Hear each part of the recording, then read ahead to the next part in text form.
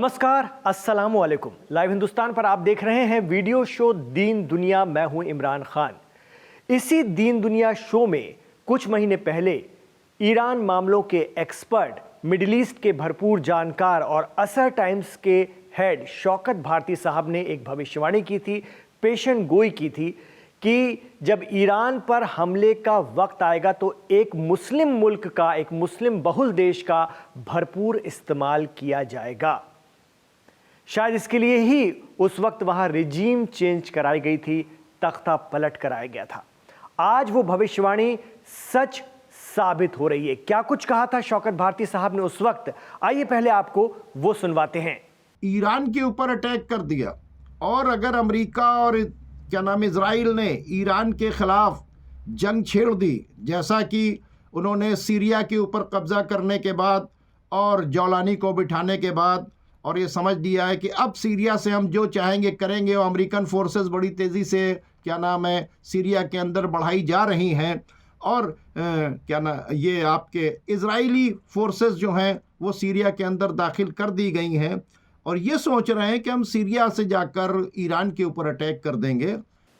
जी हाँ, ये साबित हो चुका है कि ईरान पर हमला करने में सुन्नी इक़्तिदार वाला मुल्क सीरिया इस्राइल की मदद कर रहा है। ये दावा खुद इस्राइल डिफेंस फोर्स ने किया है। आईडीएफ के मुताबिक ईरान पर हमला करने के लिए उसके फाइटर जेट 1500 किलोमीटर की उड़ानें भर रहे हैं। कहा जा रहा है कि सीरिया की जमीन से ये जेट ईंधन लेकर फिर ईरान की तरफ बढ़ते हैं। तो इस्राइल के ऑपरेशन राइजिंग लॉयन में सीरिया या शाम की भूमिका भी अब साफ हो गई है। दिलचस्प बात तो यह है कि सीरिया और इस्राइल एक दूसरे के साथ अपनी सरहदें, अपनी सीमाएं शेयर करते हैं और कुछ माह पहले तक बशर अल असद के दौर में ये दोनों एक दूसरे के मुखालिफ थे, दुश्मन थे। इसके बाद तुर्की, सऊदी अरब और कहा जाता है कि अमेरिका और इस्राइल के सपोर्ट से वहां हयात तहरीर अल शाम ने कब्जा कर लिया। बशर अल असद का तख्ता पलट गया, वो रूस चले गए। कभी अलकायदा और फिर खूंखार दहशतगर्द तंजीम दाइश में रहे अबू मोहम्मद जौलानी अब सीरिया के प्रेसिडेंट हैं। पिछले दिनों सऊदी प्रिंस ने उन्हें प्रेसिडेंट ट्रंप से भी मिलवाया था। हालांकि पहले अमेरिका ने ही उन पर $10 मिलियन का इनाम रखा था। अब ताज़ा सूरत हाल यह है कि इस्राइल डिफेंस फोर्स खुद कह रही है कि इस्राइल से निकलकर फाइटर जेट सीरिया के रास्ते इराक होते हुए ईरान पर हमला कर रहे हैं। सीरिया में 74% आबादी सुन्नी है। इसी तरह 10% अलवी हैं जो जौलानी सरकार के खिलाफ भी मोर्चा खोले हुए हैं और उन्हें ईरान का बैकअप माना जाता है। दीन दुनिया शो में middle east expert Shaukat Bharti ने जो बात कही थी कि अमेरिका, सऊदी और तुर्की ने सीरिया को अपने अंडर में लिया ही इसलिए है कि ज़रूरत पड़ने पर ईरान को सबक सिखाया जा सके। वो कहते हैं कि एचटीएस के कायद अबू मोहम्मद जौलानी या अहमद अल शारा तो सिर्फ मोहरा हैं, असली खेल तो सऊदी, तुर्की, अमेरिका और पर्दे के पीछे से इस्राइल खेल रहे हैं। यही वजह भी रही कि सीरिया की सत्ता में आते ही अबू मोहम्मद जौलानी ने सबसे पहले ईरान को वहां से खदेड़ा था और यह भी कह दिया था कि वो सीरिया की जमीन का इस्तेमाल इस्राइल के खिलाफ नहीं होने देंगे। आईडीएफ के दावे को देखें तो आज उनका वादा सही साबित हो रहा है। सीरिया से इस्राइल ईरान को मार रहा है, एयर स्ट्राइक कर रहा है।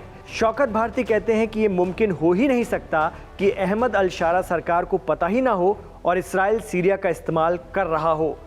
गौरतलब है कि प्रेसिडेंट जौलानी के सीरिया की सत्ता में आते ही सबसे पहले इस्राइल ने सीरिया के हिस्से वाले गोलान हाइट्स पर पूरा कब्जा कर लिया था। वो गोलान हाइट्स के ऊंचे पहाड़ों पर इसलिए मौजूद है कि लेबनान के हिजबुल्ला और इराक और ईरान पर नजर रखी जा सके। जौलानी सरकार खामोश है और अब समय आया है तो जौलानी खामोशी से ही इस्राइल के खेमे में खड़े नजर आ रहे हैं। सीधे तौर पर देखा जाए तो ईरान को किसी भी अरब या फिर सुन्नी मुस्लिम देश ने सपोर्ट नहीं किया है। अजरबैजान, तुर्की और सऊदी जैसे देशों ने ईरान का सपोर्ट जरूर किया है, लेकिन इसराइल के खिलाफ लड़ने की बात नहीं कही है। इसी तरह की बात पिछले साल दिसंबर में रूस के प्रेसिडेंट व्लादिमीर पुतिन ने भी कही थी। पिछले साल दिसंबर में पुतिन ने साफ कहा था कि सीरिया के मौजूदा हालात से इसराइल को सबसे ज्यादा फायदा हुआ है। सीरिया से असद की सत्ता जाते ही इस्राएली सैनिक सीरियाई क्षेत्र के बफर जोन में घुस गए थे। यही बफर जोन इस्राएली कब्जे वाले गोलान हाइट्स को अलग करता है। इसराइल ने हवाई हमला करके सीरियाई सेना के हथियारों और ठिकानों को नष्ट कर दिया था। उस वक्त रूसी राष्ट्रपति ने कहा था कि रूस उम्मीद करता है कि इसराइल सीरियाई क्षेत्र से हट जाएगा, लेकिन मुझे लगता है कि इसराइल यहां से हटने की बजाय खुद को और मजबूत करेगा। पुतिन की बात सच साबित हो रही है। इसराइल ने सीरिया में जौलानी की नाक के नीचे खुद को मजबूत कर लिया और जौलानी हुकूमत चुपचाप तमाशा देख रही है। बड़ा अपडेट यह है कि ईरान ने 16 जून को अपने जानी दुश्मन इसराइल को बड़ी चेतावनी दे डाली है। ईरान की सेना ने अपने एक्स हैंडल पर लिखा है कि अब रात में हमले और भी सख्त होंगे। इसराइल को ईरान की ये सबसे कड़ी चेतावनी है। इस पोस्ट के साथ ही ईरान की सेना ने एक वीडियो भी शेयर किया है जिसमें मिसाइल दागते दिखाया गया है। ईरान के सैन्य अधिकारियों ने कहा है कि इसराइल के जरिए की गई सैन्य कार्रवाइयों के जवाब में उनका मुल्क पूरी तरह से पूरी तैयारी के साथ अपनी सीमाओं की सुरक्षा के लिए हर संभव हर मुमकिन कदम उठाएगा। ईरान ने यह भी कहा है कि इसराइल के खिलाफ सटीक और शक्तिशाली हमले करने के लिए हम तैयार हैं, जो उनके सैन्य ठिकानों और महत्वपूर्ण रणनीतिक क्षेत्रों को निशाना बनाएंगे।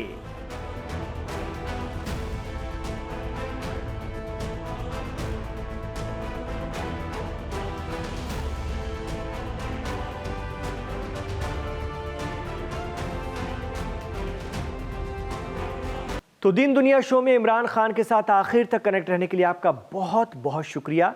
इस वक्त जो जंग चल रही है ईरान और इसराइल के दरमियान, उस पर हमारी पूरी नज़र बनी हुई है। इससे जुड़े हुए ताज़ा अपडेट आप लाइव हिंदुस्तान पर लगातार देख रहे हैं और हमारी पूरी कोशिश है कि आपको एकदम सटीक, सही, ताज़ा और तात्कालिक जानकारी लाइव हिंदुस्तान पर सबसे पहले मुहैया कराई जाए, उपलब्ध कराई जाए।